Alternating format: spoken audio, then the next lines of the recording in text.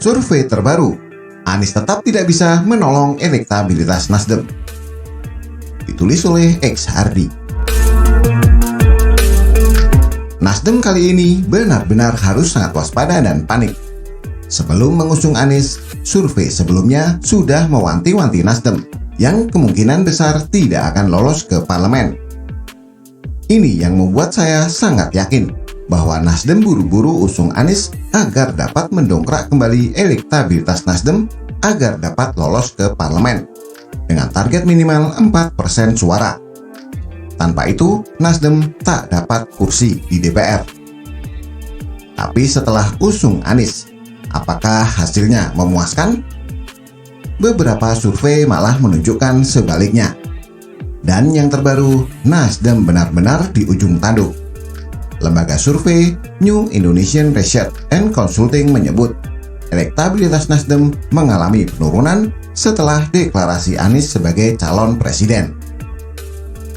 Setelah resmi mencapreskan Anies, elektabilitas Nasdem makin terpuruk hingga di bawah parliamentary threshold atau ambang batas parlemen, kata Direktur Eksekutif New Indonesian Research and Consulting Andreas Nuryono.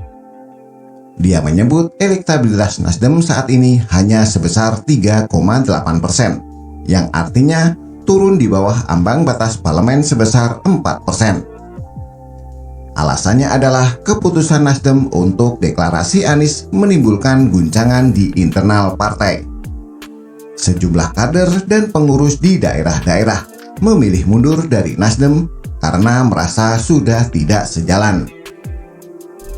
Tren penurunan elektabilitas Nasdem sudah terjadi sejak Rakernas Nasdem yang memutuskan 3 nama capres. Elektabilitas Nasdem makin turun ketika sinyal dukungan Nasdem terhadap Anies kian menguat. Menurut survei ini, pada Februari 2022, elektabilitas Nasdem masih di atas ambang batas parlemen. Elektabilitas Nasdem 5,3%. Pada Juni 2022, elektabilitasnya turun menjadi 4,4%. Pada bulan Oktober 2022, elektabilitasnya turun lagi menjadi sebesar 3,8%. Ini mirip dengan survei-survei sebelumnya yang menyatakan Nasdem berada di posisi yang kritis. PAN dan P3 pun diprediksi tidak lolos parlemen. Demokrat 5,5% dan PKS 5,2%. Masih aman, tapi bisa terjungkal kalau melakukan blunder. Ini tentu tidak bisa dianggap enteng sebelah mata. Kalau hanya satu survei, gampang mengabaikannya. Kalau ada banyak survei, mau tak mau, hati pun deg-degan dan was-was. Hasil survei ini mudah sekali ditebak. Nasdem adalah partai yang sudah mendukung Jokowi sejak periode pertama. Kalau saat ini Nasdem banting setir mendukung Anies, ini sama saja cari penyakit berat. Nasdem seperti sekarang justru karena mendukung Jokowi. Pemilihnya pasti pendukung Jokowi. Kalau malah memilih Anies yang katanya antitesis Jokowi, pemilih awal pasti kabur dan meninggalkan Nasdem. Bahkan banyak desakan agar Nasdem sukarela keluar dari pemerintahan. Tidak perlu lagi mengaku masih mendukung pemerintah hingga akhir periode. Banyak yang menuntut agar para menteri dari Nasdem ditarik keluar atau di-reshuffle. Masa gitu aja Nasdem tidak paham? Orang awam pun bisa mengerti soal ini. Nasdem tidak paham bahwasannya ada banyak partai baru yang akan ikut pemilu. Sudah pasti suara bakal tergerus dan sebagian masuk ke partai pendatang atau partai kecil lainnya. Seandainya partai hanya ada 10, mungkin Nasdem masih bisa bernapas lega. Nasdem saat ini masih menggalang koalisi bersama Demokrat dan PKS. Tapi terganjal soal siapa cawapres yang bakal mendampingi Anies. Demokrat dan PKS menginginkan kadernya jadi cawapres. Sedangkan ada desakan agar Anies memilih tokoh non-parpol. Silahkan ribut deh kalau masing-masing punya arah yang berbeda.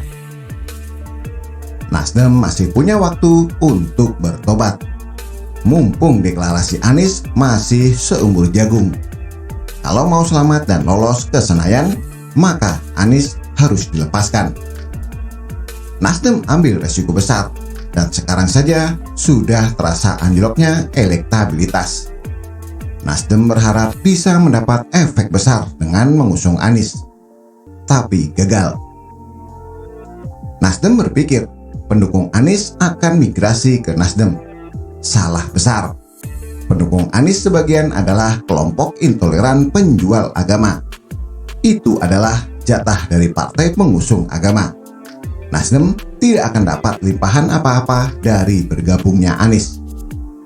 Kalau masih belum sadar dan belum mau bertobat, terserah. Ini adalah keputusan yang harus ditanggung resikonya. Jangan tanya apa salahnya usung Anies. Tanya sendiri, kenapa Anies harus diberi panggung seperti ini? Tunggu hasil Pilpres. Semuanya akan terjawab. Sampai saat itu tiba, sudah terlambat bagi Nasdem untuk menyesal. Bagaimana menurut Anda? Silahkan tulis komentar di bawah.